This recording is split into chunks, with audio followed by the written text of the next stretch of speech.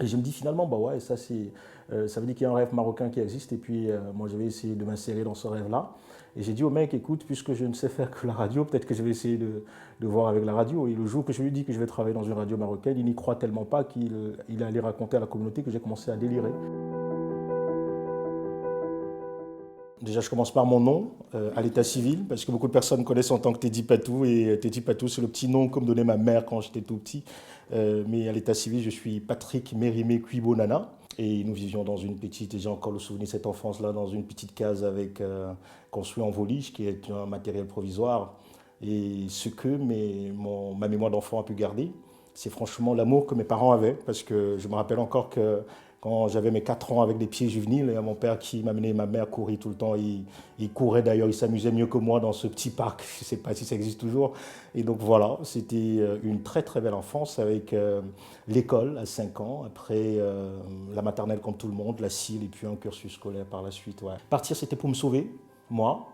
Et franchement, je dois dire que c'était un tout petit peu lâche, mais j'avoue. Je me rappelle du soir de la décision de partir. J'avais fait une conversation très sérieuse avec ma mère. D'ailleurs, j'ai encore sa main qui resserre la mienne.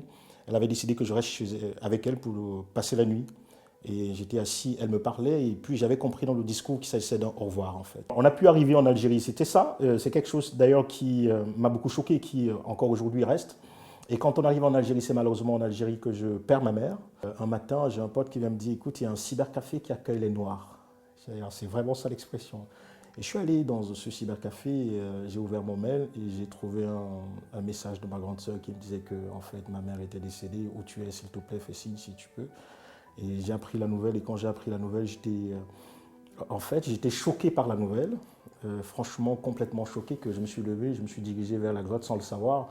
Et quand je suis arrivé à la grotte, je pense que j'ai ployé sur le poids de cette nouvelle-là. Je suis retombé derrière le dos et j'ai ouvert l'avant-bras. D'ailleurs, il y a une cicatrice qui est là jusqu'aujourd'hui, qui représente en fait la mort de ma mère, en fait. Voilà, c'était cet événement-là. L'autre événement de la route, c'était quand je suis arrivé à Magnéa, parce que le déclenchement de ce qu'on appelle la passion pour la radio, c'était dans cet espace-là. À Magnéa, nous vivons terrés loin des hommes, un peu comme à Tamanrasset en fait, parce qu'on ne vit pas dans des maisons, nous vivons dans des grottes.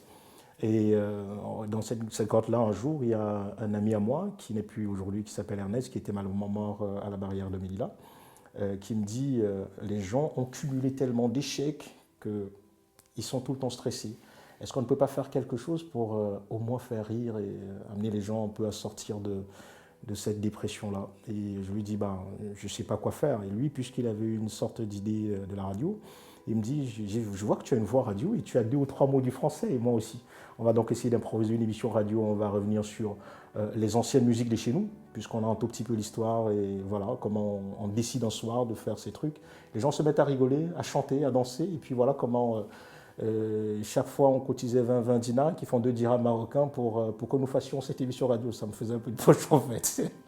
Et c'est comme ça que je pars de là pour le Maroc. Et quand j'arrive au Maroc, je rencontre celui qui est pour moi une étoile, quelqu'un d'exceptionnel. Et il s'appelle Oussef, c'est le Marocain qui m'accueille à Oujda.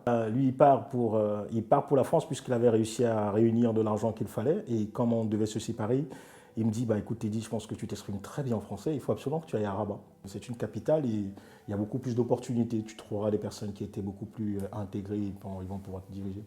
Et c'est donc là que je prends la décision, pendant qu'il est en train de partir, d'aller à Rabat. Et à la place de là-bas, à l'époque, il y a un pote centrafricain qui a été relogé par le HCR aux États-Unis, qui est déjà installé là-bas.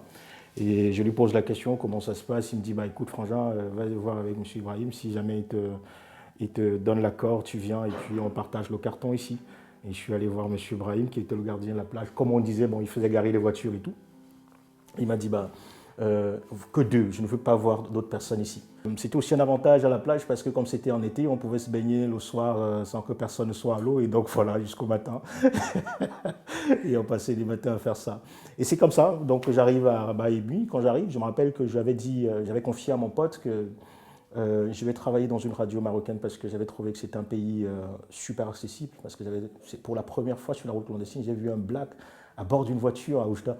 Et ça m'a déclenché, ça m'a dit, mais purée, comment il a fait? Et je me dis finalement, bah ouais, ça veut dire qu'il y a un rêve marocain qui existe. Et puis moi, je vais essayer de m'insérer dans ce rêve-là.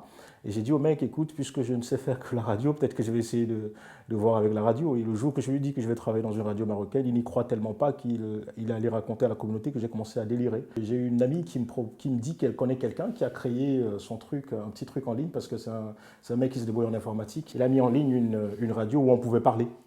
Et je lui dis d'accord. Entre-temps, il y a un grand frère qui m'avait demandé de venir partager son salon. Donc je l'emmène dans son salon. Il avait une petite unité centrale. Il s'appelle Christian. Il vit en France maintenant, à qui je passe le salut.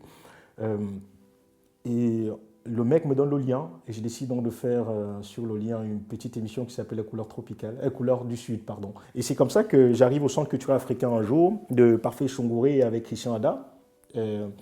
Et je ne sais pas qu'on m'écoute en fait, que le lien a commencé à partir dans la communauté. Les gens se disent, bah, il y a un mec qui dit des choses très intéressantes sur une plateforme, déjà je suis debout, et on est en train de faire le commentaire sur moi sans savoir que c'est moi en fait. Et il y a un mec qui est en train de dire, bah, il y a un mec qui fait un truc sur une radio, sur un lien, c'est vrai que le son n'est pas bon, mais il dit des choses très intéressantes. Et j'étais derrière. Et je lui dis, mais c'est moi. Et Christian Adar, à ce moment-là, et Parfait Chongouré qui portait un projet de radio au Centre culturel africain, décide donc de... Et ils me disent qu'ils vont aménager une petite chambre pour que j'essaie de faire de la radio avec du matériel franchement basique. Et c'est comme ça que je sors de la maison pour aller au Centre culturel africain faire la radio.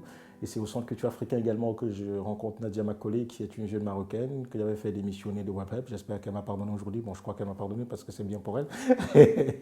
Et donc je suis parti de là. La fondation a décidé de nous mettre une radio beaucoup plus professionnel, donc semi-professionnel je dois dire, et nous sommes repartis à la F de la Fondation Orient-Occident. Et donc à la Fondation Orient-Occident, je me dis, ben, ça fait longtemps que je me balade dans les radios, je n'ai jamais reçu une star marocaine. D'ailleurs, je n'ai jamais été soumis à la critique d'un professionnel. Et Nadia me dit, on invite Wadi Dada.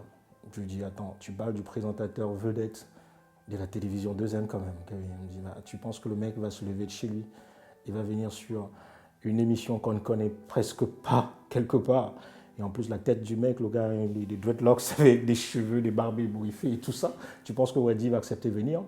Et de façon extraordinaire, ça ne me prend pas 3 secondes à Wadi pour lui dire oui, je viens. On fait une émission et je m'attends à la fin qu'ils me disent bon, c'était bien ou quoi que ce soit. Mais il se lève là, il range ses trucs et je m'attends à une critique quand même parce que c'est le premier professionnel que je reçois. Mais il ne me dit rien du tout. Il s'en va. Et le lendemain, je reçois un coup de fil extraordinaire qui est franchement le coup de fil de ma vie. Il me dit, bah, écoute, il faut que je te propose que tu viennes faire des tests à 2M parce que je trouve que tu es un mec extraordinaire dans ce que tu fais et je pense que tu n'es pas à ta place. Il m'a demandé de venir de venir à la radio. Je suis arrivé à la radio, je me rappelle que je stressais comme un malade. Et dès le premier jour, Madame Fatia m'a dit, bah, écoute, question voix, c'est bon et tout ça, mais on passera, comme tout le monde, on passera par un stage et autres. Et voilà comment j'ai décroché le stage et puis le super rêve a commencé à s'écrire. Voilà. Quand je suis parti du Cameroun, je suis rentré, c'était toujours grâce à 2M que je suis reparti les revoir. Ça faisait 11 ans que j'étais parti. Et donc je reviens, je trouve un monsieur qui avait déjà quand même pris de l'âge. Et je me rappelle que quand je viens au Cameroun, je ne lui ai pas dit que je venais. Donc j'ai arrangé un petit truc avec mon petit frère. Et on l'a surpris. Pour quelqu'un de fort et quelqu'un qui paraît être un lion, c'était la première fois que je le voyais pleurer. Et me dire qu'il pense que c'est le plus beau jour de sa vie. D'ailleurs, il me l'a dit, que si demain je meurs, c'est bon. Moi, je crois que j'aurai tout accompli. Parce que le rêve, c'était de te revoir physiquement et tu es là. Donc, du coup, je passe 10 magnifiques jours avec lui avant de revenir, en fait. Ouais. Maintenant, je dirais aux jeunes du monde entier que quand vous rêvez d'une chose, il faut s'y attacher. Il ne faut surtout pas cligner des yeux quand vous avez fixé l'horizon. Rester fixé sur l'objectif, se transcender, et on a tous les capacités de se transcender, et surtout savoir, pour ceux qui sont sur le territoire marocain, que quoi qu'on dise, même si on n'en parle pas assez, il y a un rêve marocain qui existe. Et il y a beaucoup de personnes qui ont réalisé ce rêve marocain, qui aujourd'hui sont très bien installées dans ce pays, qui voyagent et qui sont en train de faire des métiers, je pense, dans tous les domaines. D'ailleurs, on retrouve des personnes qui sont arrivées ici peut-être un matin, qui ne savaient pas qu'ils devaient s'accomplir et qui ont fini par s'accomplir. Voilà.